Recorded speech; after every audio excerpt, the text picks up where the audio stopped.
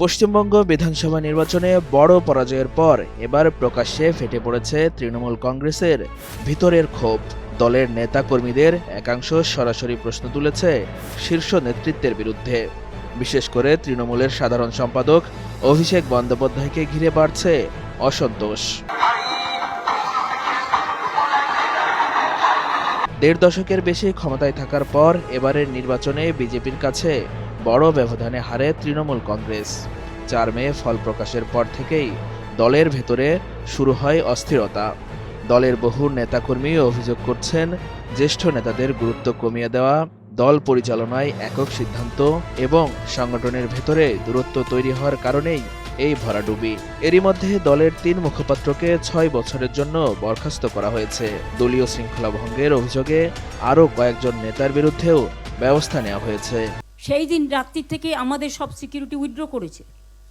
এমনকি গত পরশু দিন আমি অবাক হয়ে গেছি যখন দেখলাম আমার ফোন আসছে না, মেসেজ আসছে না, আর কেউ আমাকে ফোনও করছে না। তারপরে দেখলাম ইন্টারনেটটাই উইথড্র করে নিয়েছে। আরে আমাকে একটু 1 ঘন্টা আগে জানাতে পারতো।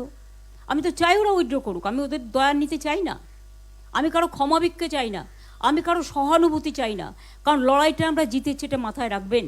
তৃণমূলের পরিচিত মুখ রিজু দত্ত প্রকাশ্যে বিজেপির নেতাদের কাছে ক্ষমা চেয়ে আলোড়ন সৃষ্টি করেছেন। এক ভিডিও বার্তায় তিনি দাবি করেন, অতীতে তৃণমূলের চাপেই বিজেপি নেতাদের বিরুদ্ধে কড়া ভাষায় কথা বলতে হয়েছে তাকে। শুধু তাই নয়, তিনি এখন বিজেপির সমর্থন ও নিরাপত্তার প্রশংসাও করেছেন। যদিও দল থেকে তাকে কারণ দর্শানোর নোটিশ দেওয়া হয়েছিল, তাতে কোনো জবাব দেননি রিজু। আমি বিজেপি জয়েন করতে চাইও নি। বিজেপির শীর্ষ নেতৃত্ব, সেটা বাংলার হোক দিল্লির হোক, কেউ আমাকে বলেও নি বিজেপি করতে, উল্টে বলেছে তুমি তৃণমূল করো। এদিকে সাবেক ক্রিকেটার ও তৃণমূল নেতা মনোজ তিওয়ারিও বিস্ফোরক অভিযোগ তুলেছেন। তার দাবি, ২০২৬ সালের নির্বাচনের টিকিট পেতে প্রার্থীদের কাছে ৫ কোটি টাকা চাওয়া হয়েছিল। তিনি অর্থ দিতে রাজি হননি বলেও জানান। মনোজ তিওয়ারি তৃণমূলের জ্যেষ্ঠ নেতা অরূপ বিশ্বাসের কড়া সমালোচনা করেছেন। তার অভিযোগ, খেলাধুলা নিয়ে কোনো অভিজ্ঞতা না থাকা সত্ত্বেও গুরুত্বপূর্ণ দায়িত্ব দেওয়া হয়েছিল অরূপকে। এমনকি লিওনেল মেসির কলকাতা সফর ঘিরে বিশৃঙ্খলার জন্যও তাকে দায়ী করেন মনোজ। অন্যদিকে দলের বর্ষিয়ান নেতা কোহিনুর মজুমদার অভিযোগ করেছেন, অভিষেক বন্দ্যোপাধ্যায়ের সঙ্গে দেখা করতে দলীয় নেতাদের ঘণ্টার পর ঘণ্টা অপেক্ষা করতে হতো।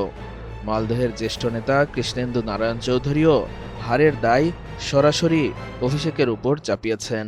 কৃষ্ণেন্দুর ভাষায়, জ্যেষ্ঠ নেতাদের অবমূল্যায়ন এবং অভিষেকের কাজের ধরনই দলের এই বিপর্যয়ের বড় কারণ। কোচবিহারের নেত্রী পাপিয়া ঘোষও নেতৃত্বের বিরুদ্ধে সরব হয়েছেন। এ কারণে তাকে দলীয় শাস্তির মুখেও পড়তে হয়েছে। রাজনৈতিক বিশ্লেষকদের মতে, ক্ষমতা হারানোর পর তৃণমূল এখন সবচেয়ে বড় অভ্যন্তরীণ সংকটের মুখে।